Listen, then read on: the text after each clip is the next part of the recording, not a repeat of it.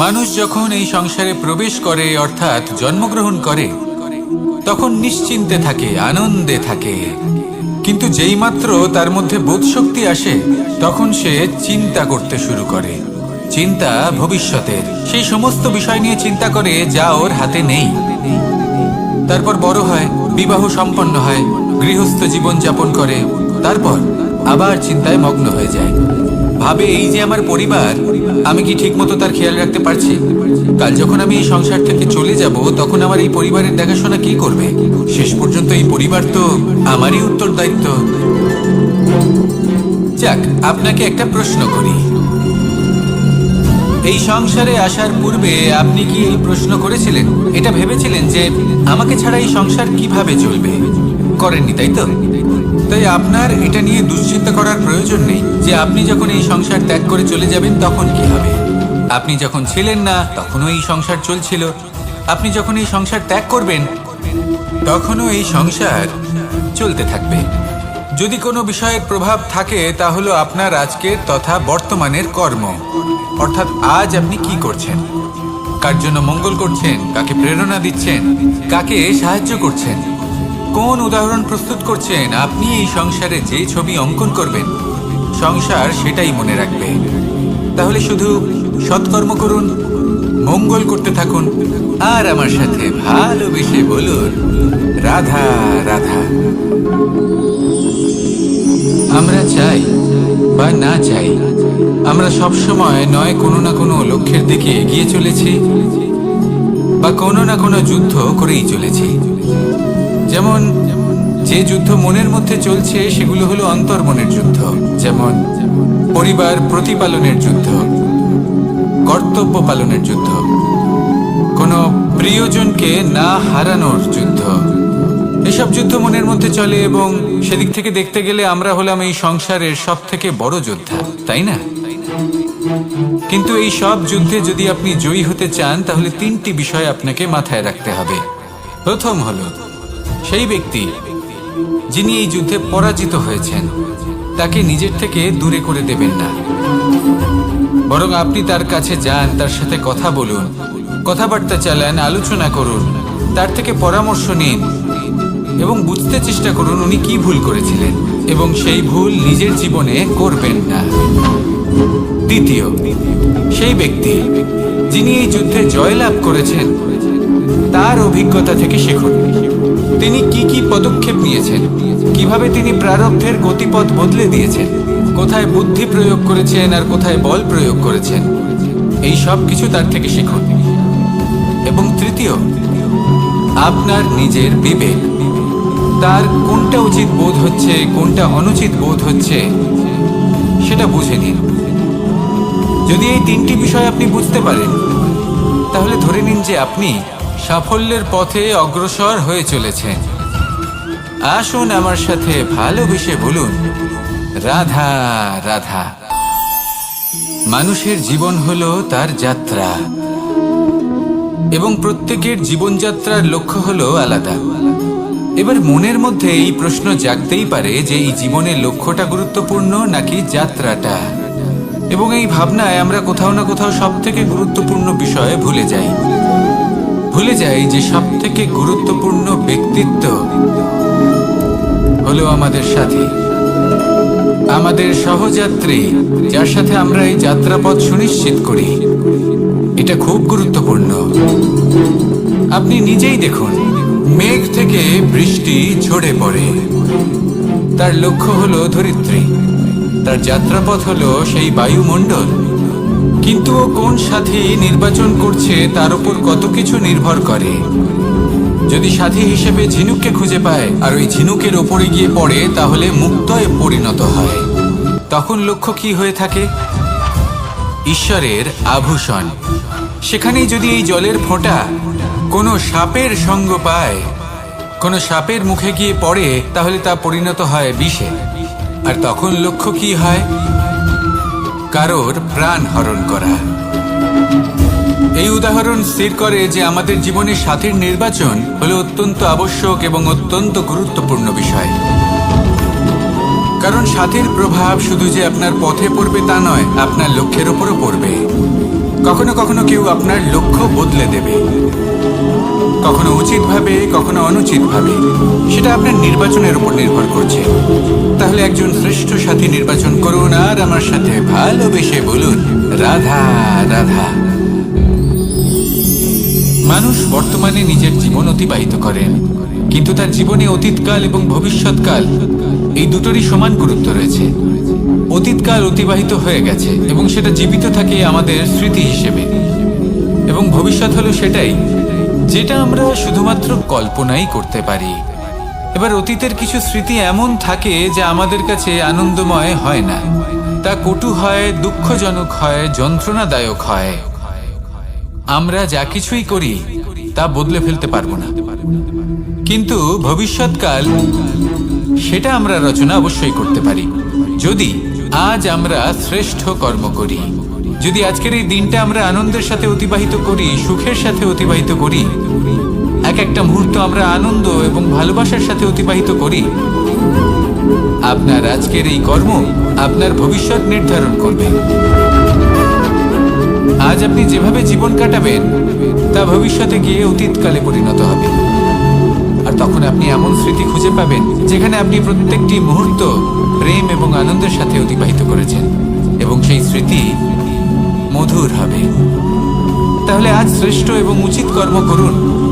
আপনি নিশ্চিত রূপে একটি উজ্জ্বল, শুদ্ধ, পবিত্র এবং আনন্দময় ভবিষ্যৎ লাভ করবেন। আসুন আমার সাথে ভালোবেসে বলুন, রাধা রাধা। প্রত্যেক মানুষ নিজের জীবনে হীরক তথা হিরে এবং দর্পণ এই দুই দেখেছেন। এই দুই হলো সাদা এবং এরা দুজনেই আলোর প্রতিফলন ঘটায় এবং এরা দুজনেই উজ্জ্বল হয়ে ওঠে। আপনি হয়তো মনে মনে ভাবছেন যে এটা কি ধরনের তুলনা করছে।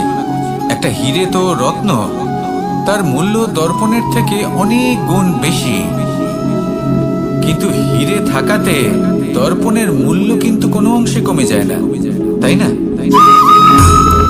মানুষ যখন হিরে নিজের হাতে নেয় তখন সবার আগে কি খোঁজে?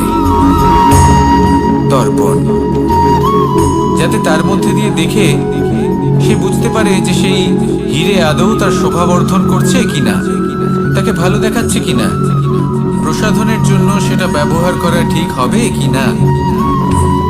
অর্থাৎ হীরের উপস্থিতিতে দর্পণের গুরুত্ব কম হলো না, দর্পণের কারণে হীরের মূল্য বোঝা গেল। আমাদের জীবনেও ঠিক এরকমই ঘটে। আপনারা যদি সংসারে নিজের আশেপাশে দেখেন, এমন অনেক মানুষ দেখতে পাবেন যারা নিজেদের ক্ষেত্রে মহান স্থানে পৌঁছেছেন, নিপুণ এবং শ্রেষ্ঠ হয়েছেন, আর তাদের মধ্যে আপনার নিজের মনে হয় যেন আপনি হলেন দর্পণ। নিজেকে ছোট মনে করবেন না। আপনার মূল্য কম হচ্ছে না, আপনার নিজস্ব মূল্য আছে, আর যদি আপনার অস্তিত্ব না থাকে তাহলে ওনাদের অস্তিত্বের মূল্য সংসার বুঝতেই পারবে না। জীবনে সবসময় চেষ্টা করবেন যাতে আপনি আরো বেশি শ্রেষ্ঠ হয়ে উঠতে পারেন। আপনি নিজে যে স্থানে আছেন সেটাকে ছোট মনে করবেন না, তারও নিজস্ব একটা মূল্য আছে। যদি আপনি হিরে হয়ে থাকেন তাহলে অহংকার করবেন না, যদি আপনি দর্পণ হয়ে থাকেন তাহলে নিজেকে ছোট মনে করবেন না। আসুন আর আমার সাথে ভালোবেসে বলুন, রাধা রাধা। পাপ এবং পুণ্য এই দুই হলো সংসারের এমন দুই বিন্দু যাকে কেন্দ্র করে এই সংসারের চক্র ঘুরতে থাকে। আমরা যদি কোনো কর্ম বিচার করি, হয় পুণ্য নয় পাপের দৃষ্টিভঙ্গি দিয়ে, এটা হয় পুণ্য না হলে পাপ। কিন্তু এই পাপ এবং পুণ্য এই দুই নির্ভর করে প্রত্যেক মানুষের ওপর, তার চিন্তাধারা, তার পরিস্থিতির ওপর। ধরুন এমন একজন মানুষ যিনি অনেক দিন ধরে বনে পথ হারিয়েছেন, অনেক দিন হয়তো উনি কোনো খাবার খাননি। এবার এমন পরিস্থিতি চলে এসছে যে এবার যদি উনি খাবার না খান তাহলে হয়তো জীবিতই থাকবেন না। আর এমন অবস্থায় ওনার সামনে যদি কোনো প্রাণী আসে তাহলে তাকে শিকার করা, এটা কিন্তু তার কাছে পাপ নয়, এটা তো জীবিত থাকার একমাত্র উপায়। এটা তার কাছে পুণ্য সম। আর যদি আমি এমন একজন ব্যক্তির কথা বলি যিনি সরল, যিনি একটি সুখী, শান্ত, সুরক্ষিত জীবনযাপন করছেন, তার কাছে কিন্তু এটা পাপ। এইরকমই এই সংসারে ভিন্ন ভিন্ন পরিভাষা আছে পাপ এবং পুণ্যের। তা তার মধ্যে যদি আমি আপনাকে একটি সরল পরিভাষা দিই, সেটা হলো জীবনে যখনই কোনো কর্ম করবেন সেটা নিয়ে একটু ভেবে দেখুন যে এই যে কাজটা আমি করছি তার ফলে এই যে অন্য মানুষেরা আছেন এই সংসারে, তারা কি দুঃখ পাবেন? যদি তারা দুঃখ পান তাহলে সেটা পাপ। যদি আপনি এমন কোনো কর্ম করেন যার ফলে অন্যরা প্রসন্নতা লাভ করেন, তাদের মুখে হাসি ফুটে ওঠে, যদি তারা প্রেরিত হন, জীবনে সামনে এগোতে পারেন, তাদের বিকাশ হয়, তাহলে এটা হলো পুণ্য।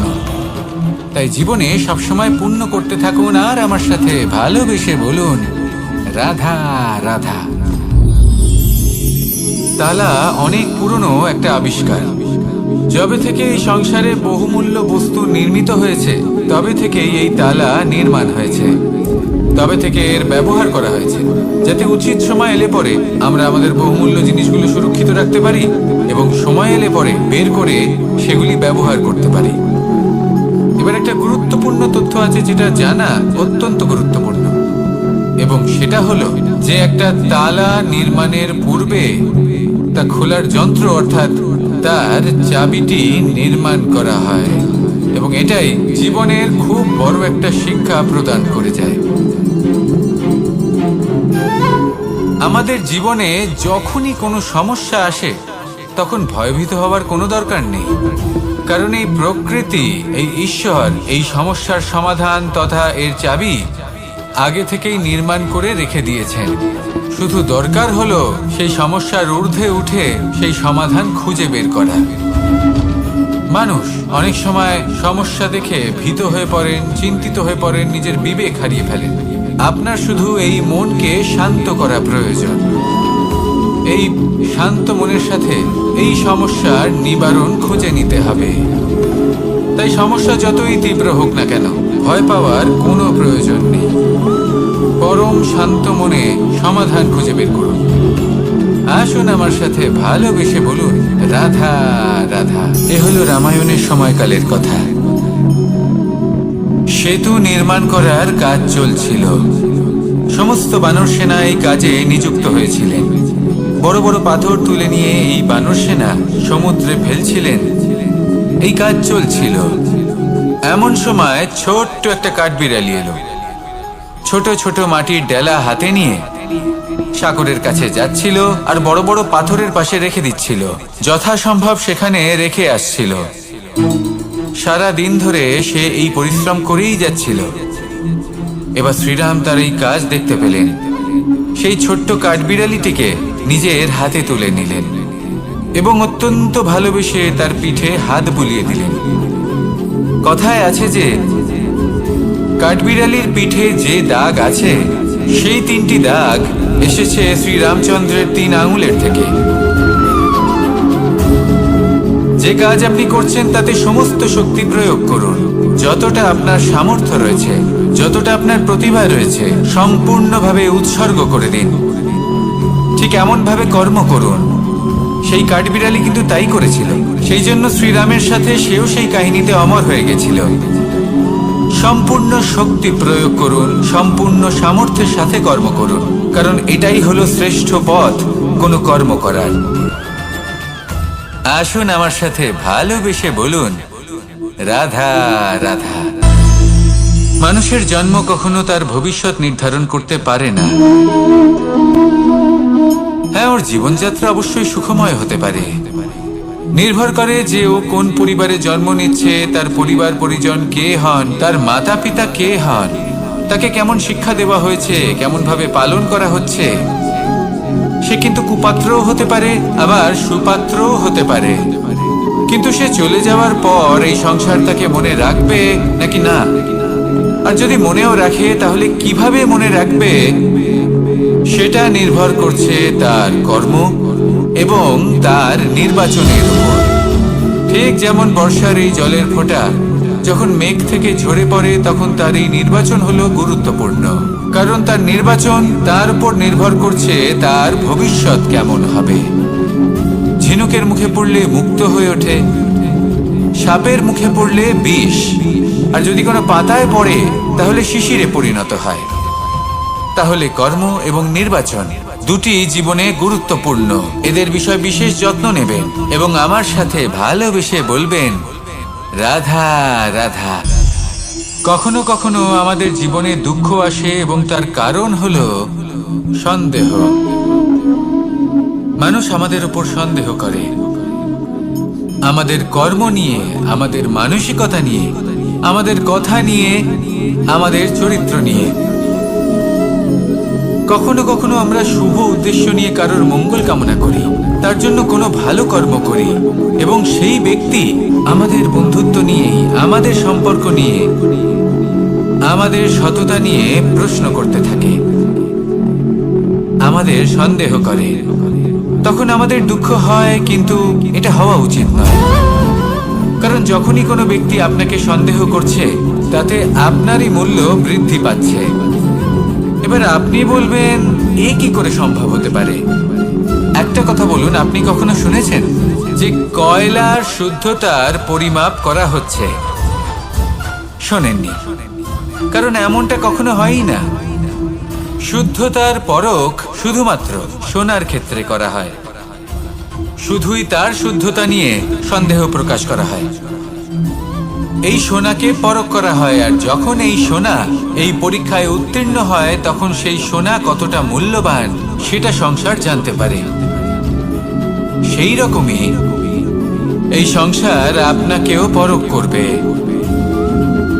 যখন আপনি এই পরীক্ষায় উত্তীর্ণ হবেন, তখন আপনার মূল্য কতটা অধিক সেটা এই সংসারও জানতে পারবে।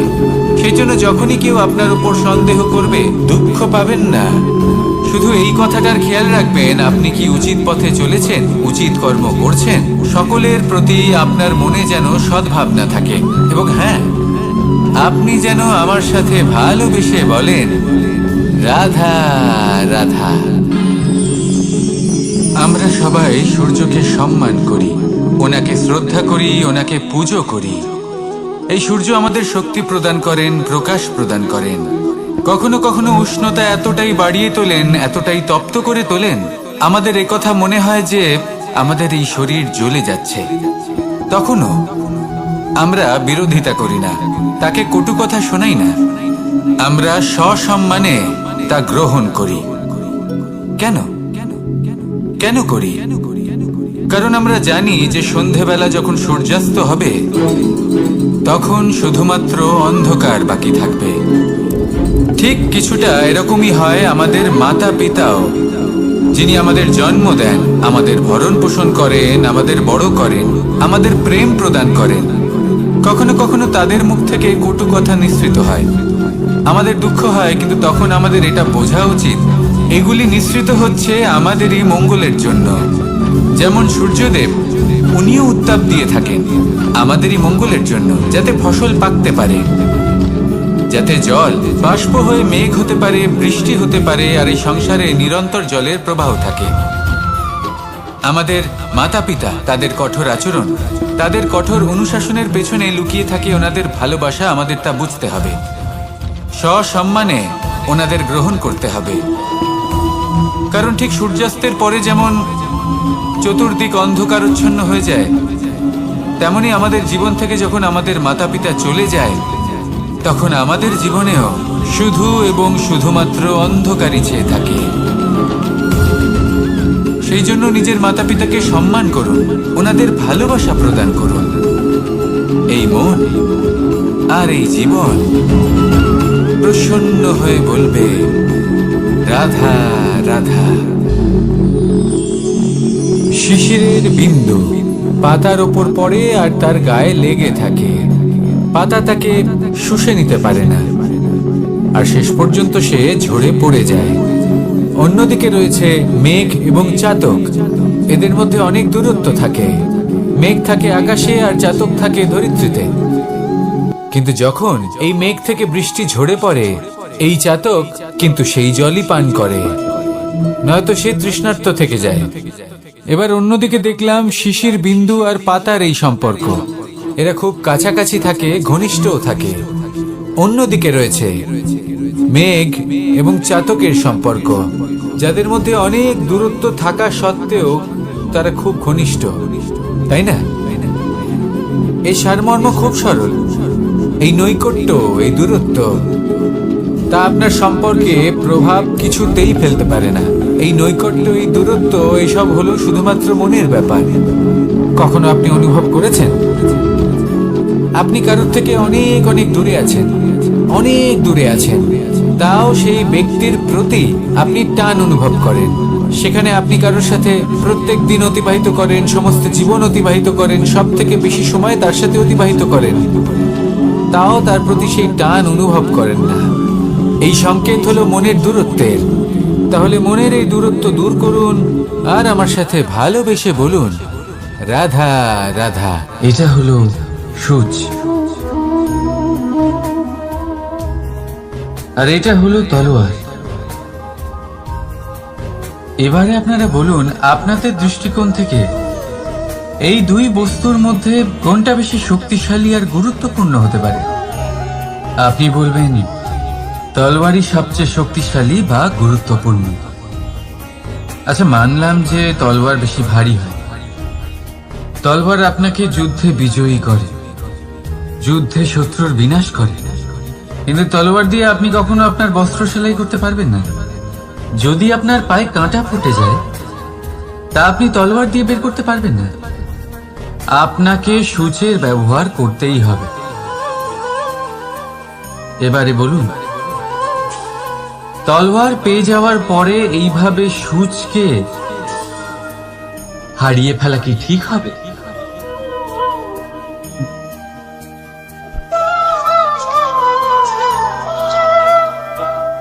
ঠিক সেইভাবেই জীবনে সম্পন্ন বন্ধু পাওয়ার পরেও আপনার সেই বন্ধুদের হারাবেন না যারা কম সম্পন্ন, দরিদ্র। কারণ তারা আপনার সাথে তখন ছিলেন যখন আপনি কিছুই ছিলেন না, আর জীবনে দরকার পড়লে তারাই আপনার কাজে আসবে, সম্পন্ন বন্ধু নয়। তাই যাকে ভালোবেসেছেন তার সাথে বন্ধুত্ব পালন করুন। চিত্ত আনন্দে জেগে উঠবে। রাধা রাধা। পঞ্চমহাভূত জীবন রচনায় এর অবদান অনস্বীকার্য। এই পঞ্চমহাভূত আসলে কি?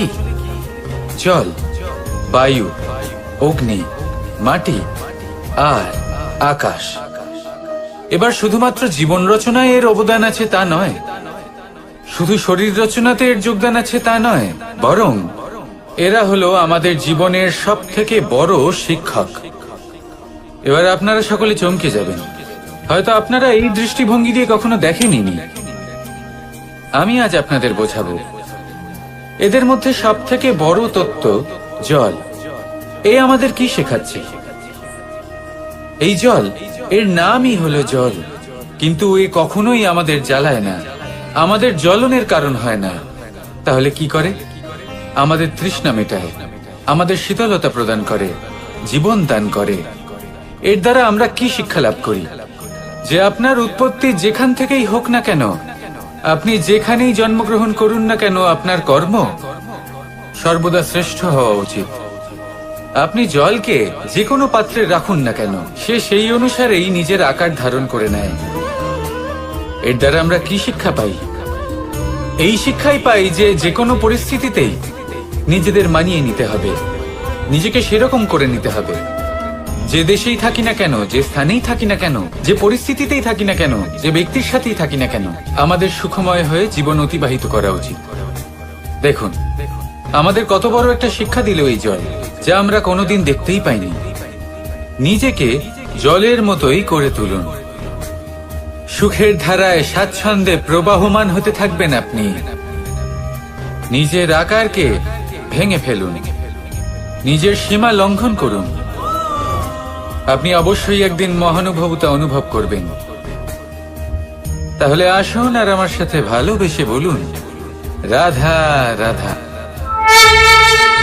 জীবনের পঞ্চমহাভূতের দ্বিতীয় তত্ত্ব হল মাটি, ভূমি, ধরা, যে ধারণ করে, যা আমাদের সকলকে ধারণ করে, ভালো হোক বা মন্দ, নিজের কর্তব্য পালন করে।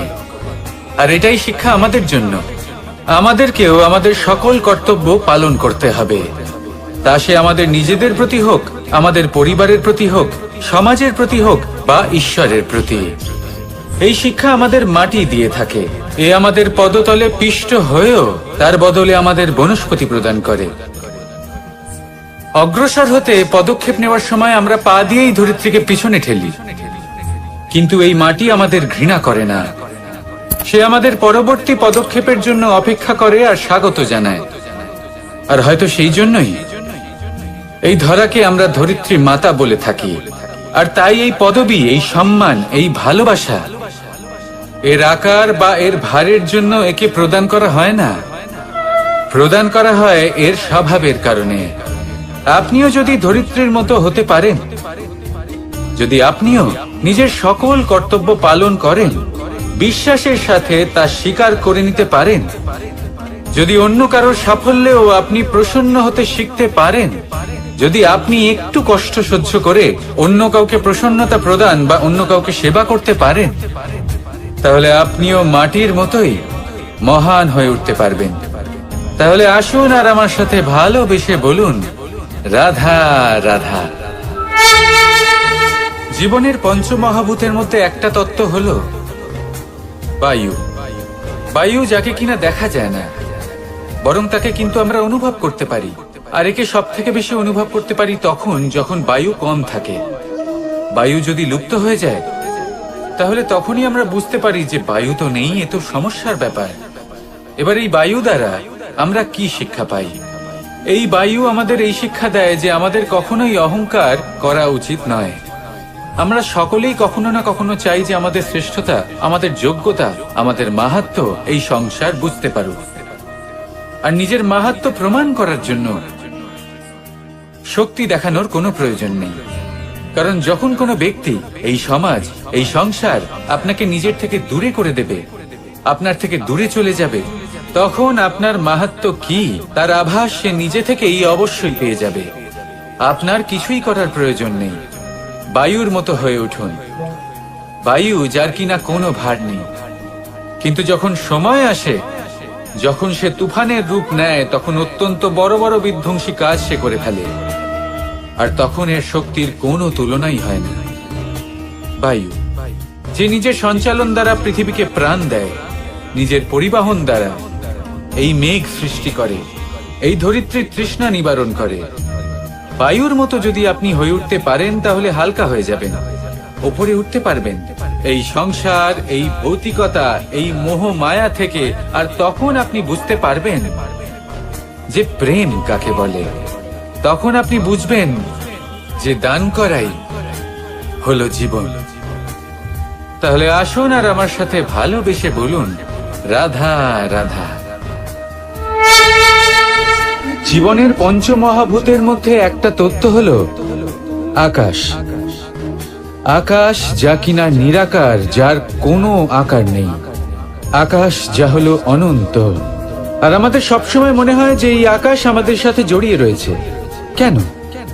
এবার এই আকাশ আমাদের জন্য কি না করে। আকাশ আমাদের ওড়বার স্বাধীনতা দেয়। আকাশ মেঘকে ধারণ করে যাতে আমাদের তৃষ্ণা মিটতে পারে।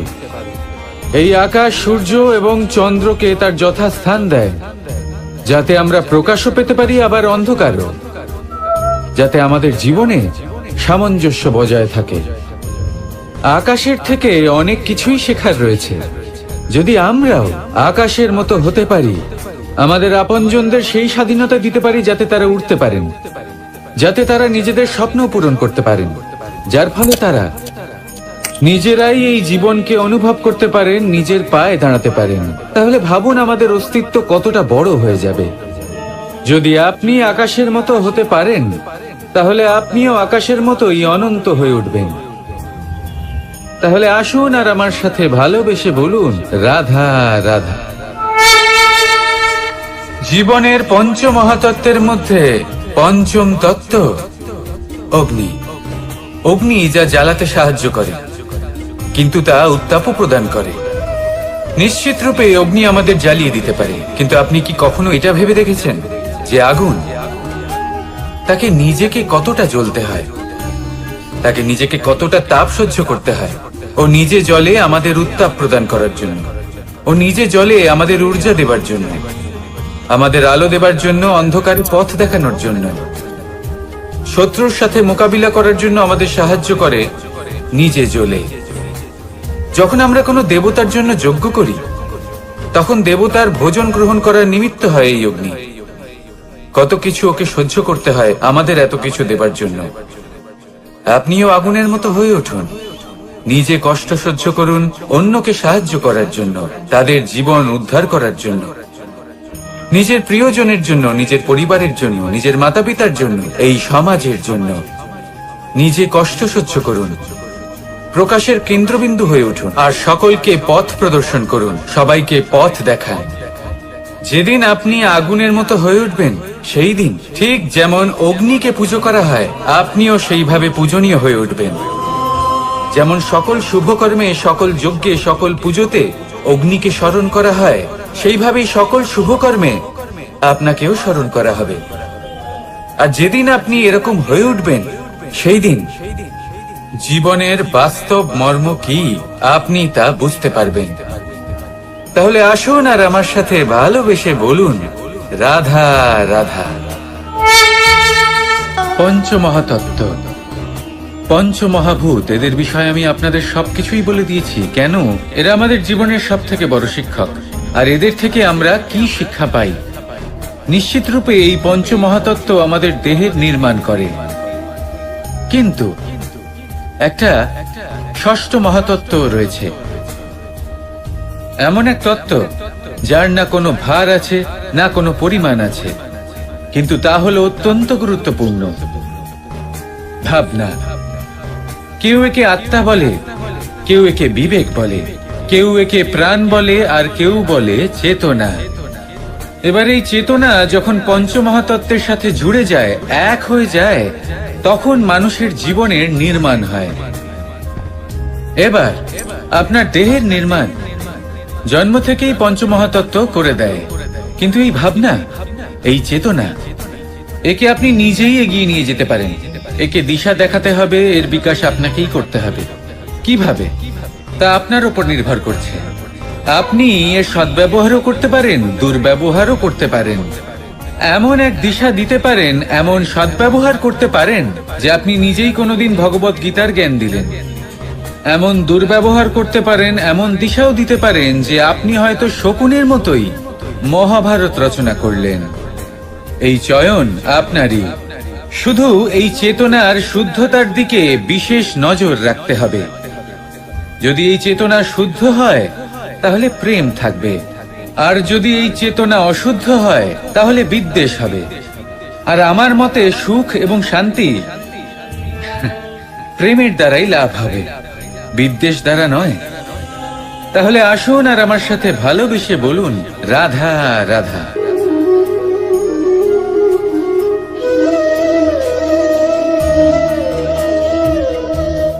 নারী জন্মসূত্রে কারোর কন্যা, ধর্মসূত্রে কারোর পত্নী, আর কর্মসূত্রে কারোর মা। আমাদের মনে এই ছবি আঁকা রয়েছে একজন নারীকে নিয়ে, তাই না? একটা অতুলনীয় ভূমিকা রয়েছে নারীদের আমাদের জীবনে, আর নারী ছাড়া আমরা কিছুই নই। কিন্তু অধিকার, সেখানে আমরা একটা ভুল করে বসি। যখন নারী একজন কন্যা থাকে, যখন সে জন্ম নেয়, তখন তার ওপর অধিকার থাকে তার পিতা। আর তারপর যখন বিয়ে হয়ে যায়, তখন তার অস্তিত্বের ওপর অধিকার থাকে তার স্বামী। আর যখন তিনি মা হন, তখন নিজেই তিনি জীবনের সমস্ত অধিকার দিয়ে দেন তার সন্তানকে।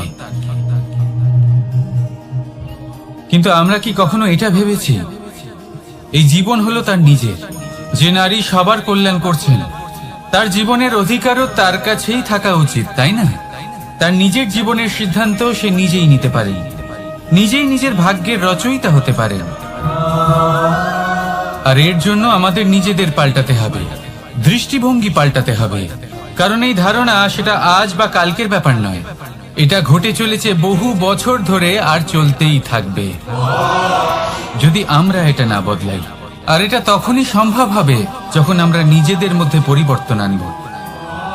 তাই আজকের পর থেকে, এই মুহূর্ত থেকে, কোনো নারীর ওপর অকারণ অধিকার স্থাপনের আগে সহস্রবার ভেবে দেখবেন, কারণ যখন নারী নিজের অধিকার কেড়ে নিতে বাধ্য হবেন তখন শুধু এবং শুধুমাত্র বিনাশই ঘটবে। রাধা রাধা।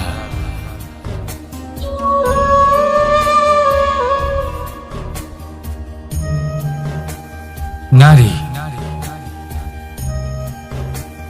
পুরুষরা যাকে নাম দিয়েছেন ত্রিয়া, কেন দিয়েছেন, কে দিয়েছেন, কেউ তা জানে না। কথায় আছে পুরুষরা ভাবেন যে ত্রিয়া, ভাবেন একরকম, বলেন অন্য কিছু আর করেন অন্য কিছুই। কিন্তু সত্যিটা কি এটাই? আসল সত্যি হলো এটাই যে ত্রিয়া হলো সেই চরিত্রহীন পুরুষ আর কেউ নয়। সেই পুরুষ যারা নারীকে বলেন যে আপনি হলেন মা, আপনি হলেন দেবী, আপনি হলেন বোন, আর ভাবেন কি? ভাবেন যে এই নারী হলো আমাদের পায়ের ধুলো আর কিচ্ছু নয়। আর কি করেন? ওনাদের মাথায় ওনাদের খোপায় মালা পরিয়ে দিয়ে ভাবেন যে ওনারা হলেন তাদের পায়ের ধুলোর সমান। একজন নারীর সম্মান ভঙ্গ করেন, তাদের দাসী মনে করেন। ভুলবেন না, যত্র নারী আস্ত পূজ্যন্তে রমন্তে তত্র দেবতা। অর্থাৎ যেখানে নারীকে পুজো করা হয় সেখানে ঈশ্বর বাস করেন, আর যেখানে নারীকে অপমান করা হয় সেখানে ঈশ্বর এবং ভাগ্য এই দুই রুষ্ট হয়। মনে রাখবেন, যদি নারী কল্যাণকারী হতে পারেন তাহলে নারী মহাচণ্ডী রূপও ধারণ করতে পারেন। যদি একজন নারী মাতা হয়ে জন্মদান করতে পারেন তাহলে নারী মৃত্যু হয়ে বিনাশও করতে পারেন। যেখানে নারী অপমানিত হবেন সেখানে মহান ভারতও মহাভারতের পথে অগ্রসর হতে পারে। তাই মনে রাখবেন, নারীর অপমান যেন কখনোই না ঘটে। আর যদি কোথাও নারীর অপমান হয় তার অর্থ হলো আপনার বিনাশ আপনার দিকেই আসছে, আর এটা হলো তার প্রথম পদক্ষেপের প্রথম পদধ্বনি। রাধা রাধা। যদি সন্তান কোনো দুষ্কর্ম করে তাহলে সেই অপরাধ শুধু কি সেই সন্তানের?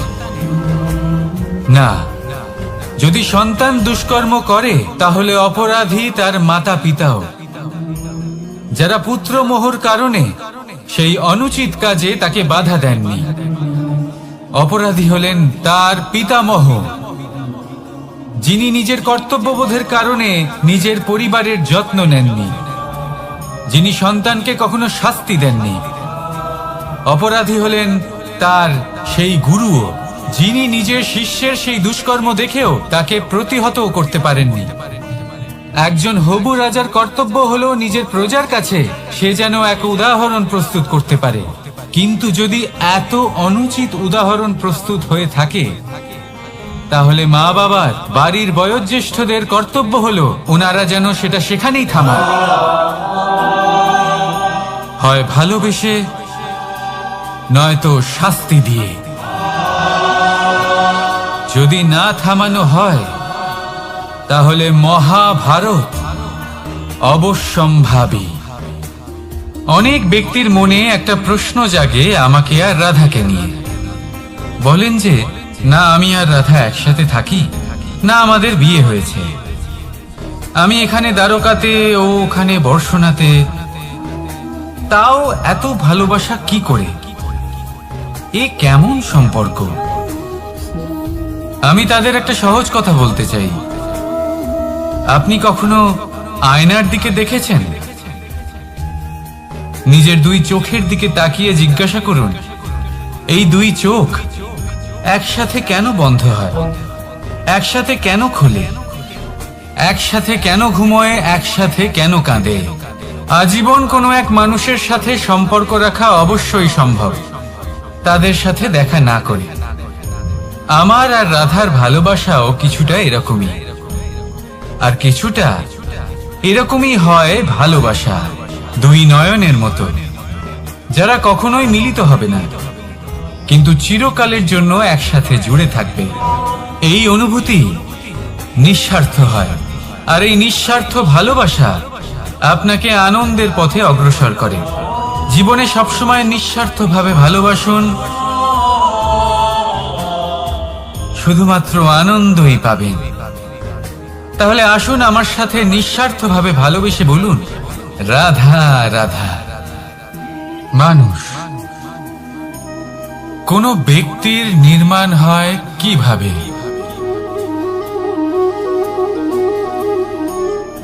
কেউ বলবেন পঞ্চতত্ত্বের দ্বারা, কেউ বলবেন আত্মা, দেহ ও চেতনার দ্বারা, কেউ বলবেন ঈশ্বরের কৃপার দ্বারা, তো কেউ বলবেন এই প্রকৃতির পরীক্ষার দ্বারা। না, মানুষের নির্মাণ হয়ে থাকে বিশ্বাস দ্বারা। ব্যক্তি তখনই গড়ে ওঠেন যখন ব্যক্তিত্ব থাকে, ঠিক কিনা? আর ব্যক্তিত্ব তখনই হবে, আর সেরকমই হবে যেরকম বিশ্বাস আপনি নিজের উপরে রাখবেন। যদি আপনি মনে করেন আপনি বিষের ন্যায় হবেন, তাহলে আপনি বিষাক্তই হবেন। যদি আপনি এটা মনে করেন যে আপনি অমৃতের ন্যায় হবেন, তাহলে আপনি অমরই হয়ে যাবেন। যদি আপনি নিজের উপরে বিশ্বাস রাখেন যে আপনি সংসারের সব থেকে উঁচু পর্বতের শিখরে পৌঁছতে পারবেন, তাহলে আপনি অবশ্যই পৌঁছবেন। যদি আপনার এরকম মনে হয় যে আপনি এরকম কখনো করতে পারবেন না, তাহলে এরকম কখনোই হবে না। ভেবে দেখবেন, বিশ্বাসের মধ্যেই বিশ্ব বাস করে থাকে, তো আপনার অস্তিত্ব কেন করবে না? যেমন বিশ্বাস আপনি নিজের উপরে রাখবেন, তেমনই আপনি হয়ে উঠবেন। সেই জন্য নিজের উপরে বিশ্বাস রাখুন, আর হ্যাঁ, ভালোবেসে বলুন, রাধা রাধা। বাজ পাখিকে পক্ষীরাজ বলা হয়। বাজের আয়ু হলো মোটামুটি 70 বছর। এবার 40 বছর হতে হতেই ওদের পালক লম্বা এবং ভঙ্গুর হয়ে যেতে থাকে, ঠোঁট বেঁকে যায়, ডানা ভারী হয়ে যায়, অর্থাৎ আগের মতো উড়তে পারে না, সেই শক্তি থাকে না। এবার সেই বাজ কি করবে? বাজ সব থেকে কঠিন নির্বাচন করে, নির্বাচন নিজের পুনর্স্থাপনার। সর্বপ্রথম একটা বিশাল পর্বতে যায়, একান্তে নিজের এক বাসস্থান তৈরি করে, আর তারপরে পাথরের সাথে নিজের ঠোঁট বারবার আঘাত করতে করতে সেই ঠোঁট ভেঙে ফেলে। তারপরে সে অপেক্ষা করে সেই ঠোঁট পুনর্নির্মাণ হওয়ার। তারপর সেটাই করে নিজের পালকের সাথে। তারপরে নিজের ডানা থেকে এক এক করে ভারী পালকগুলো ছিঁড়ে ফেলে দেয়। আর তারপর 150 দিনের এই যন্ত্রণা সহ্য করার পরে ও ফিরে পায় নিজের ওড়বার অনন্য ক্ষমতা, সেই শক্তি। আর তারপরে ও জীবনের পরবর্তী 30 বছর বাঁচে। কি বুঝলেন আপনি? যদি ইচ্ছে শক্তি থাকে, তাহলে একজন দুর্বল ও শক্তিশালী হতে পারে। আপনিও এটাই করুন, নিজের অতীতের যন্ত্রণার বোঝাগুলিকে ত্যাগ করুন, আর কল্পনার খোলা আকাশে উন্মুক্ত হয়ে উড়ে বেড়ান। নিজের পুনর্স্থাপনা করুন, তবেই সর্বশ্রেষ্ঠ হতে পারবেন। আর মনে রাখবেন, এই ছোট ছোট পদক্ষেপই বড় বড় শিখরে পৌঁছে দিতে পারে। তাহলে আসুন আর আমার সাথে ভালোবেসে বলুন, রাধা রাধা। আপনি কি কখনো জলকে নিজের মুঠোতে ধরে রাখার চেষ্টা করেছেন? চলুন আজ করা যাক।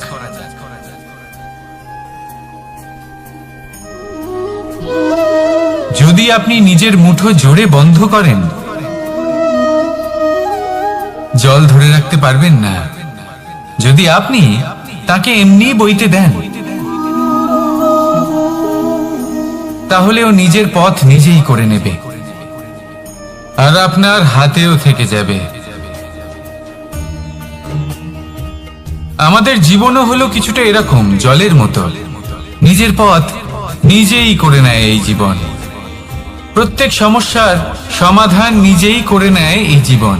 তাই জীবনে যখন কোনো পরিস্থিতি আমাদের প্রতিকূল হয়ে থাকে, কিছুই হয়তো আমরা বুঝতে পারছি না, কিছুই যখন বসে থাকে না, তখন আমরা হতাশ হয়ে পড়ি, নিরাশ হয়ে পড়ি। আর এটাই করা উচিত নয়।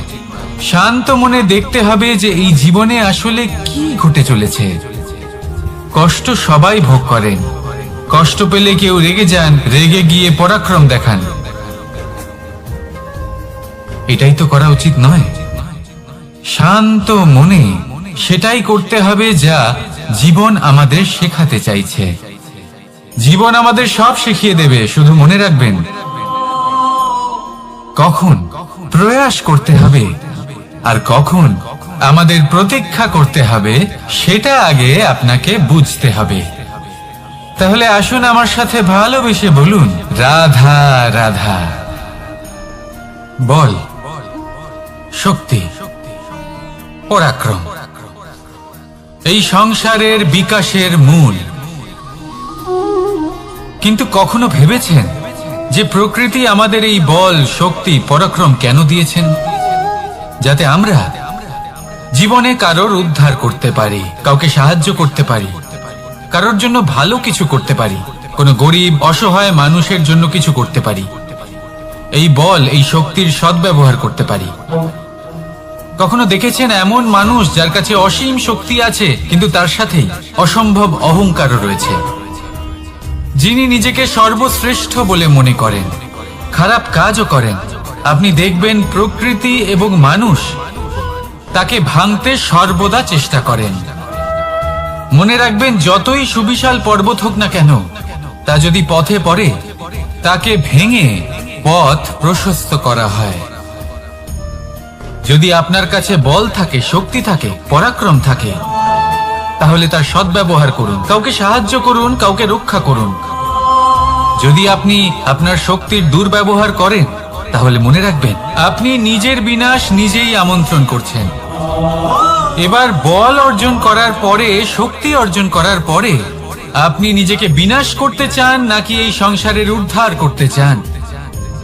সিদ্ধান্ত আপনার। রাধা রাধা। মানুষ আর ধন, এই দুইয়ের মধ্যে সম্পর্ক খুব ঘনিষ্ঠ। ধন হলো সেই শক্তি যার ব্যবহার মানুষ করে থাকে সাংসারিক বস্তু ক্রয় করার জন্য, নিজের জীবন যাপন করার জন্য। আর মানুষ হলো সেই শক্তি যারা ধনকে গুরুত্বপূর্ণ করে তোলেন। এবার একটা কথা বলি, ব্যবহার করা উচিত ধনকে আর ভালোবাসা উচিত মানুষকে। এটা বেশিরভাগ মানুষই বোঝেন না। মানুষ এখানেই সব থেকে বড় ভুল করে বসেন। তারা ভালোবাসেন ধনকে আর ব্যবহার করেন মানুষকে। এ হলো অনুচিত। দেখুন, আপনি একটা সূচের দ্বারা যুদ্ধ করতে পারবেন না, আর কোনো তলোয়ার দ্বারা বস্ত্র সেলাই করতে পারবেন না, তাই না? কোনটা কিসের জন্য হয় সেটা বোঝা অত্যন্ত জরুরি। আপনিও সঠিক দিকে অগ্রসর হন। মানুষকে ভালোবাসুন আর ধনকে ব্যবহার করুন। যদি আপনি মানুষকে ব্যবহার করেন, তাহলে আপনি ভালোবেসে ফেলবেন ধনকে। আর এই ভালোবাসা ধীরে ধীরে পরিণত হবে লোভে, আর ধীরে ধীরে এটা আপনাকে বিনাশ করে দেবে।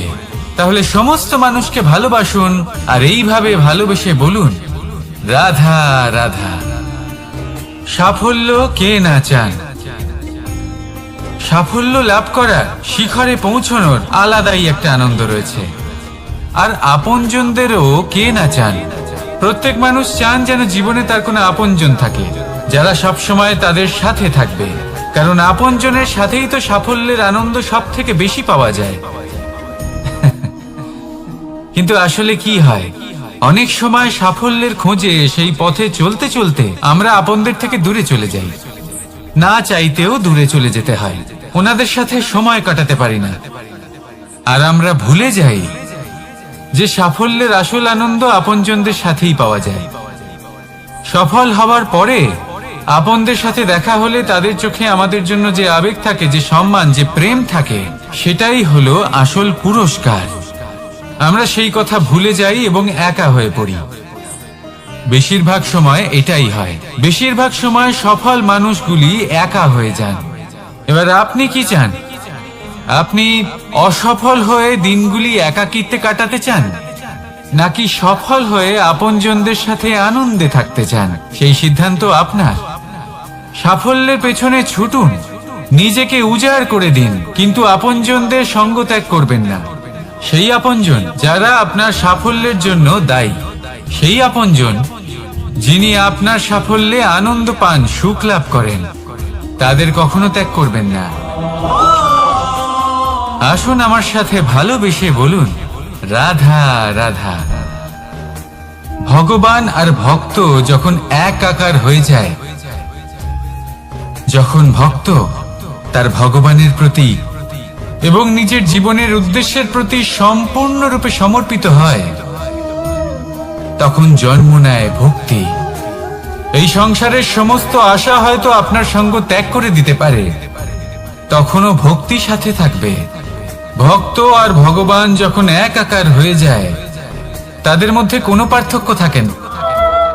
তারা এক হয়ে যায়, এক ব্যক্তিত্ব, এক অস্তিত্ব। সেই জন্য কখনো জীবনে যে কোনো রূপেই, যে কোনো প্রকারেই, যে কোনো ঈশ্বরকে মান্য করুন। মনের মধ্যে শ্রদ্ধা ভাব জাগ্রত করুন, মনে ভক্তি ভাব জাগ্রত করুন। এই সমগ্র সংসারে সব কিছু আপনাকে ছেড়ে চলে গেলেও তখনও এই ভক্তি শুধুমাত্র আপনার উত্থান ঘটাবে। তাই মনে ভক্তি জাগ্রত করুন আর আমার সাথে ভালোবেসে বলুন, রাধা রাধা। শব্দই হলো শূন্য, শব্দই হলো আরম্ভ, শব্দই হলো অন্ত, শব্দই হলো অমর, শব্দই হলো ব্রহ্ম। এই শব্দ হলো অত্যন্ত বিশেষ। কেউ কাঁদলে তাকে হাসিয়ে তোলে, কেউ হাসলে তাকে কাঁদিয়ে দেয়। কারোর মনে উদ্দীপনা জাগিয়ে তুলতে পারে, আবার কারোর মনে কাঁটা হয়ে বিঁধে থাকতে পারে। একটা অত্যন্ত গুরুত্বপূর্ণ কথা যা বোঝা অত্যন্ত আবশ্যক। আপনার মন, আপনার হৃদয় যতই শুদ্ধ হোক না কেন, যতই পবিত্র হোক না কেন, আপনার দৃষ্টিভঙ্গি যতই স্পষ্ট হোক না কেন, যদি আপনার কথা পবিত্র না হয়, যদি আপনার শব্দ শুদ্ধ না হয়, তাহলে তা আপনাকে আপনার কর্মফল ভোগ করতে বাধ্য করবেই। একটা সহজ উদাহরণ দিই। আপনার জীবনে এমন কেউ অবশ্যই থাকবেন যাকে আপনি পছন্দ করেন না, যিনি হয়তো অধর্মী মানুষ, যিনি হয়তো দুর্বুদ্ধি সম্পন্ন মানুষ, কিন্তু তার জন্য অপশব্দ প্রয়োগ করলে তার মধ্যে কোনো পরিবর্তন আসবে না, তার মানসিকতা বদলাবে না, শুধু মনে প্রতিশোধ স্পৃহা জেগে উঠবে, মনে হিংসা জাগবে, আর কিচ্ছু নয়। সেই জন্য নিজের শব্দকে নিয়ন্ত্রণ করুন, নিজের কথা সংযত করুন। শ্রেষ্ঠ থেকে শ্রেষ্ঠতর মানুষকেও সাবধানী হতে হয়, কারণ যদি এই শব্দের প্রয়োগ সঠিক না হয়, তাহলে আজীবন মানুষকে নির্বাক হয়ে থাকতে হতে পারে। তাহলে নিজের শব্দ নিয়ন্ত্রিত রাখুন, নিজের কথাকে শুভ করুন, এতে প্রেমবোধ জাগিয়ে তুলুন, আর সেই প্রেমবোধ নিয়েই বলুন, রাধা রাধা। বরদান এবং অভিশাপ, এই দুই হলো একই মুদ্রার দুটি পিঠ। এই বরদান আমরা অনেক কারণে পেতে পারি। কখনো নিজের পরিশ্রমের কারণে, কখনো নিজের তপস্যার কারণে, কখনো আমাদের পূর্বপুরুষদের কর্ম ও তপস্যার কারণে। কিন্তু এই বরদান কতক্ষণ বরদান থাকবে তা আমরা নিশ্চিত করতে পারি না। তা সুনিশ্চিত করে শুধুমাত্র আমাদের কর্ম। যদি আপনাকে উদাহরণ দিই, আপনি রেশমের কীট দেখেছেন? ও বরদান পেয়েছে যে ও নিজের সুরক্ষার জন্য খোলস বানাতে পারে। এবারও তাতে এত মত্ত হয়ে যায় যে এমন এক আবরণ বানিয়ে ফেলে যাতে সে নিজেই আবদ্ধ হয়ে চাপা পড়ে মরে যায়।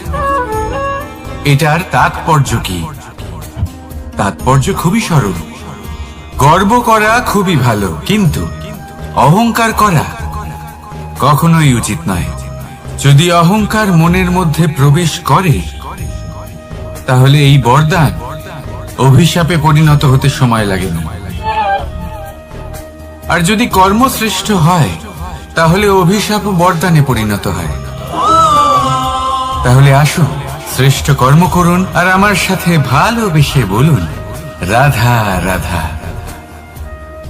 সুখ, দুঃখ, মৃত্যু, মহামারী, এগুলো কখনো বলে আসে না, আবার জিজ্ঞাসা করেও আসে না। এমনই হয় দ্রুত ক্রীড়ার এই খেলায়। এক কারাগারের মতো, একটা মাকড়সার জালের মতো। যেমন একটা মাকড়সার জাল একটা পোকাকে নিজের দিকে আসতে আকর্ষিত করে নিজের চমকের দ্বারা, নিজের গঠন দ্বারা, সেরকমই দ্রুত ক্রীড়ার এই খেলা মানুষকে নিজের দিকে আসতে প্ররোচিত করে। শেষে গিয়ে মানুষ আটকা পড়ে। পার্থক্য শুধু এটাই, যখন এক পোকা এই জালে জড়িয়ে পড়ে তখন সে তার প্রাণ হারায়। মানুষ যখন এই দ্রুত ক্রীড়ায় আকর্ষিত হয়, সে নিজের মান, নিজের ধন সব কিছু হারায়, নিজের বিবেক হারিয়ে ফেলে। কিন্তু আপনি আপনার বিবেক কখনোই হারাবেন না। যদি আপনার মনে লোভ চলে আসে, আপনি লোভী হয়ে ওঠেন। যদি আপনি দ্রুত ক্রীড়ার এই খেলায় আটকা পড়েন, তাহলে মনে রাখবেন, এই খেলা থেকে ফিরে আসা প্রায় অসম্ভবই বলা যায়। নিজের বিবেক কখনো হারাতে দেবেন না, কারণ বিনাশ আসার প্রথম লক্ষণ হলো বিবেকের বোধ চলে যাওয়া। এই প্ররোচনায় কখনো পা দেবেন না। আর আমার সাথে ভালোবেসে বলুন, রাধা রাধা। আপনি ওই কথাটা নিশ্চয়ই শুনেছেন, যখন ভগবান একটা দরজা বন্ধ করেন, তখন অন্যদিকে অনেক দরজা খুলে দেন। এবার এই দরজা, এই সমস্ত পথ আমরা দেখতে পাই না, অনেক সময় আমরা বুঝতে পারি না, হারিয়ে যায় সব। কখনো কখনো মনে হয় যে এই কথাটাই মিথ্যে, কিন্তু আসলে তা তো নয়। তাহলে হারিয়ে যায় কেন? কারণ আমরা সময় নষ্ট করি এই দরজার দিকে তাকিয়ে থেকে। ভাবি এই বুঝি দরজা খুলবে, এবার দরজা খুলবে। অপেক্ষা করতে করতে আমরা অনেক সময় নষ্ট করে ফেলি। এত সময় নষ্ট করি যে আমরা দেখতে পাই না, খুঁজে পাই না সেই সমস্ত দরজা আর পথ যা আমাদের জন্য খোলা রয়েছে। যদি খুঁজেই না পাই, তাহলে তা ব্যবহার করব কি করে? মনে রাখুন, ভগবান সব সময় আমাদের সাথে রয়েছেন, আমাদের সাহায্য করছেন। এই পথ সব সময় আছে, সর্বত্র আছে। দরকার রয়েছে শুধুমাত্র দৃষ্টির, দৃষ্টিভঙ্গি এবং ভাবনা। এই দৃষ্টিকে বিস্তৃত করুন, এই দৃষ্টিভঙ্গিকে ধন্যাত্মক করে তুলুন, আর এই ভাবনা, এর সীমা একটু বাড়িয়ে তুলুন। তারপর দেখবেন সব খুঁজে পাবেন। আসলে কি, এই যে ঈশ্বর, এই যে পরমাত্মা, তা আমাদের সাথে রয়েছে, আমাদের মনের মধ্যে রয়েছে। যিনি তাকে মন থেকে চাইবেন, তিনি তাকে মনের মধ্যে অবশ্যই খুঁজে পাবেন। যদি উনি মন থেকে চান পথ খুঁজে পেতে, তাহলে তিনি অবশ্যই পথ খুঁজে পাবেন। তাহলে আসুন আমার সাথে ভালোবেসে বলুন, রাধা রাধা। ধর্ম, আমরা সকলে ধর্মের বিষয়ে কথা বলি, কখনো নিজের ধর্মের বিষয়, আর কখনো অন্যের ধর্মের বিষয়। কখনো আমরা অধর্ম দেখলে সেই বিষয়ে কথা বলি। অনেক রকম আলোচনা হয়, কিন্তু এই ধর্ম আসলে কি, সেটা কি কেউ বোঝে? যদি আমি আপনাকে উত্তর দিই, এই উত্তর সরল। ধর্ম হলো তাই যা মানুষকে অন্য মানুষের সাথে, সমস্ত বিশ্ব সংসারের সাথে আনন্দ সহকারে বাঁচতে শেখায়। সেই জন্য আপনি যদি কখনো কোনো ধর্মীয় স্থানে যান, সেই ধর্মীয় স্থানে গিয়ে আপনার শান্তির অনুভূতি হয়, তাই না? কিন্তু দেখুন, ধর্মের জ্ঞান থাকলেই সেই মানুষ ধর্মের পথে চলতে পারবে এমন কোনো কথা নেই। অনেক সময় সম্পর্কে যখন সংঘর্ষ বেড়ে যায়, তখন ইচ্ছের জন্ম হয়, ক্রোধের জন্ম হয়, অহংকারের জন্ম হয়, আর তারপর বিনাশ হয়ে যায় এই ধর্মে। সেই জন্য দ্বিতীয় সবথেকে গুরুত্বপূর্ণ গুণ যা আমার সারথীর মধ্যে থাকা উচিত, তা হলো ধর্মবীর হওয়া। এবার দেখতে হবে সেটা এই যে কে হবে সেই ব্যক্তি যিনি এই স্বয়ম্বরে নিজের ধর্মে অটল থাকবেন। কারণ সেই ব্যক্তি এই সংসার থেকে সরে এসে ধর্মের পুনঃস্থাপনের এই মহাকার্যে আমার সারথি হতে পারবেন। তাহলে আসুন আমার সাথে ভালোবেসে বলুন, রাধা রাধা। কর্ম, ধর্ম, জ্ঞান, এই 3 স্তরে অনেক মানুষ পৌঁছতে পারেন। অনেকে এই পরীক্ষা দিয়ে তাতে উত্তীর্ণ হয়ে যেতে পারেন, কিন্তু শিখরে পৌঁছে শাসন তিনিই করতে পারেন যার কাছে এই 4র্থ গুণটিও থাকে, সমর্পণ। অত্যন্ত গুরুত্বপূর্ণ একটা গুণ এটা। এই সমর্পণ আসলে অত্যন্ত গুরুত্বপূর্ণ। পূর্ণ সমর্পণ দরকার নিজের লক্ষ্যের প্রতি, সমর্পণ নিজের কর্তব্যের প্রতি, সমর্পণ নিজের আত্মার থেকে নির্গত স্বরের প্রতি, সমর্পণ নিজের রথির প্রতি, অর্থাৎ আমার প্রতি। এবার এই পরীক্ষায় অত্যন্ত কঠিন এক বাঁক আসতে চলেছে, যেখানে সারথীকে সমর্পণের নিরিখে পরীক্ষা করা হবে, আর তাতে উত্তীর্ণ হওয়ার পরেই তার হাতে ধর্ম স্থাপনের রথের রাশ তুলে দেওয়া হবে। দেখা যাক কি হয়। ততক্ষণ আপনি প্রসন্ন থাকুন আর আমার সাথে ভালোবেসে বলুন, রাধা রাধা। যখন একজন ভক্ত এবং তার ভগবান এক আকার ধারণ করেন, যখন একজন ভক্ত নিজের ভগবানের প্রতি, নিজের জীবনের লক্ষ্যের প্রতি সম্পূর্ণরূপে সমর্পিত হয়ে যান, তখন জন্মগ্রহণ করে ভক্তি। আর তখন সংসারের সমস্ত আশা তিনি ত্যাগ করতে পারেন। সমস্ত আশা শেষ হতে পারে, কিন্তু মানুষের সঙ্গ ভক্তি কখনো ত্যাগ করে না। যখন ভক্ত ও ভগবান এক আকার ধারণ করেন, এক হয়ে যান, তখন রথী এবং সারথীর মধ্যে কোনো পার্থক্য থাকে না। তারাও এক হয়ে যান। একটাই ব্যক্তিত্ব, একটাই অস্তিত্ব। আর সেই জন্যই কখনো কখনো রথীর আদেশ ছাড়াই সারথী রথ চালিয়ে দেন, আবার কখনো সারথীর পরামর্শ ছাড়াই রথী আক্রমণ করে ফেলেন। এ তো শুধুমাত্র আরো একটা গুণ সেই সারথীর মধ্যে, যিনি ধর্ম স্থাপনার মহান কাজে আমার সারথী হতে চলেছেন। তাহলে আসুন আমার সাথে ভালোবেসে বলুন, রাধা রাধা। ভাগ করে নেওয়া বা বন্টন করা প্রত্যেক মানুষের জীবনে অবশ্যই হয়ে থাকে, আর অনেক সময় এটা জীবনে অতি আবশ্যক হয়ে পড়ে। কিন্তু ভাগ করার মনোকামনা তার থেকেও বেশি গুরুত্বপূর্ণ হলো যে কোন ঘটনার আধারে এই বাটোয়ারা হলো।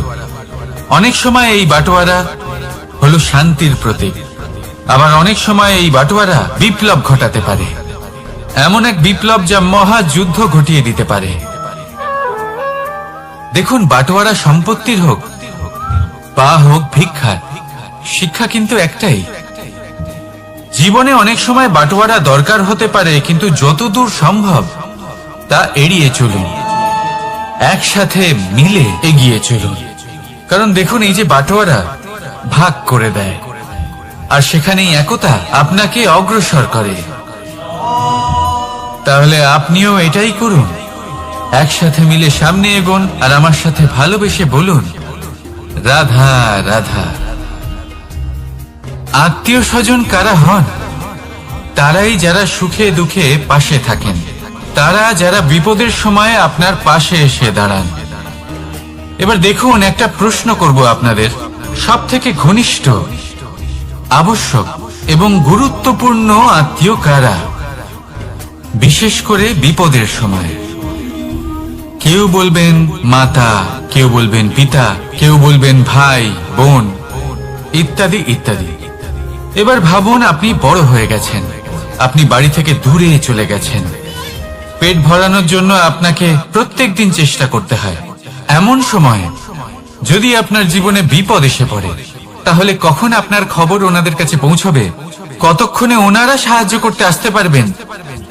এরকম এক সময় সব থেকে গুরুত্বপূর্ণ আত্মীয় হন আপনার প্রতিবেশী, কারণ তারাই সেই মুহূর্তে আপনার সব থেকে কাছে।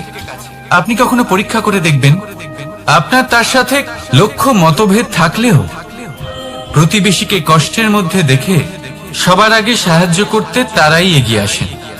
তাই প্রতিবেশীর সাথে সম্পর্ক ভালো রাখুন, শুধুমাত্র স্বার্থের জন্য নয়।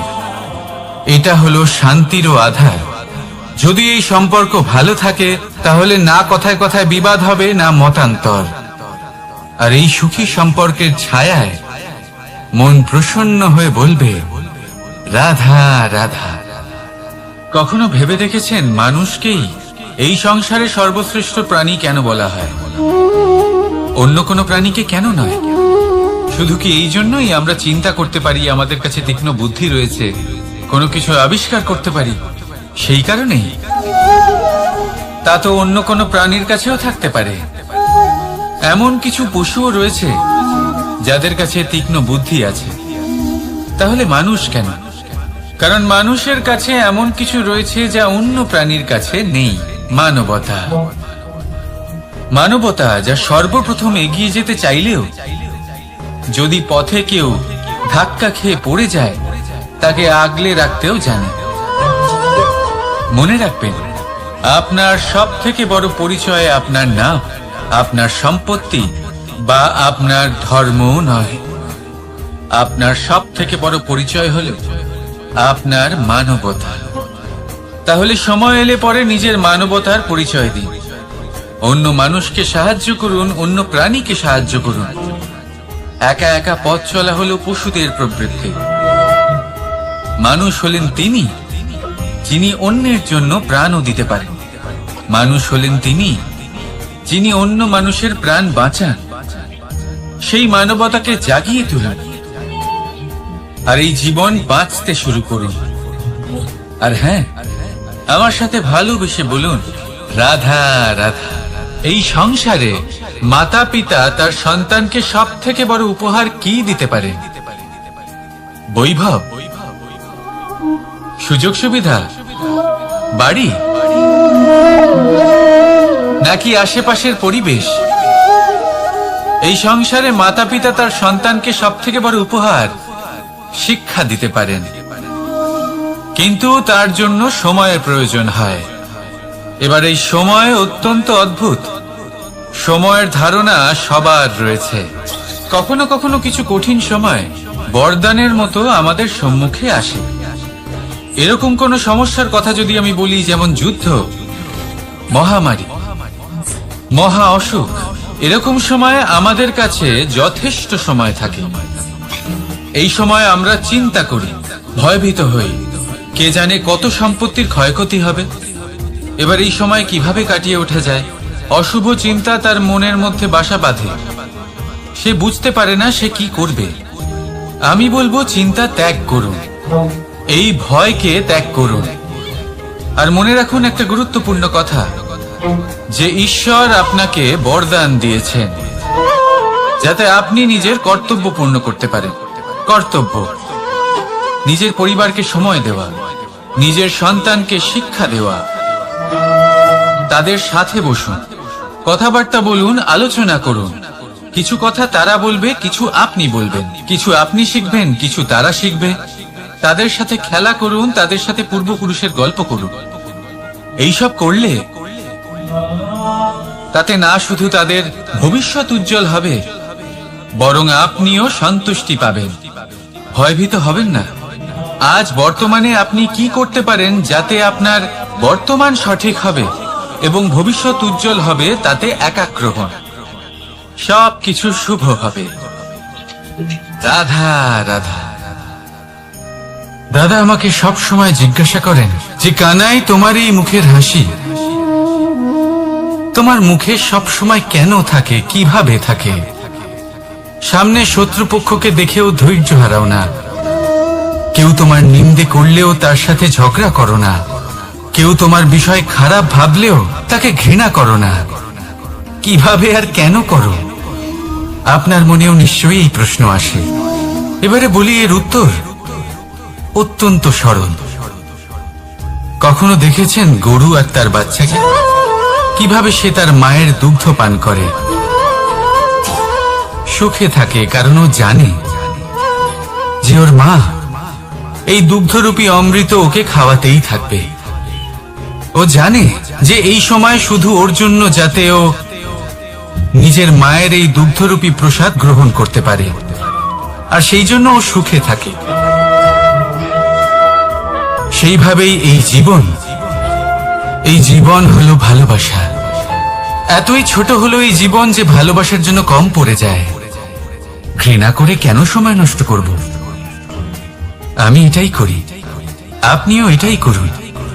ভালোবাসুন, সবার মধ্যে ভালোবাসা ছড়ানার এই ভালোবাসার সাথেই বলুন রাধা রাধা। লোকে বলে মানুষ নিজের ভবিষ্যৎ জন্ম থেকেই লিখিয়ে আনে, অর্থাৎ এখানে এই কপালে। ভাগ্য দেবতা আমাদের সমস্ত উত্থান, সমস্ত পতনের হিসেব সবটা লিখে দেন। কিন্তু কপালে কেন, পায়ে নয় কেন? যদি পায়ে লেখা হয় তাহলে আমরা পড়তে পারবো, যদি কপালে লেখা হয় আমরা ছাড়া বাকি সবাই পড়তে পারবে। এবারে আমাদের কপাল এখানে তাই প্রতিফলিত হয় যা আমাদের মস্তিষ্কে আছে, আর মস্তিষ্কে থাকে আমাদের ভাবনা। তাই এই ভাবনার ধনাত্মক হওয়া অত্যন্ত জরুরি। এতে বিকাশের জন্য স্থান রাখুন, এতে সবাইকে একসাথে নিয়ে চলার ভাবনা রাখুন, আর বিশ্বাস করুন আপনার মস্তিষ্কের এই ভাবনা সাফল্য রূপে আপনার কপালে অবশ্যই লিখিত হবে। কারণ আপনার ভাবনাই সত্য হয়ে আপনার জীবনে আসে। রাধা রাধা।